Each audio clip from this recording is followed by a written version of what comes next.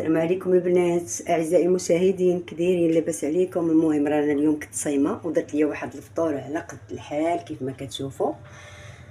درت ليا هادو هما بغيريرات كيف ما كتشوفوا، راه جواعر البغير تبارك الله ما شاء الرحمن.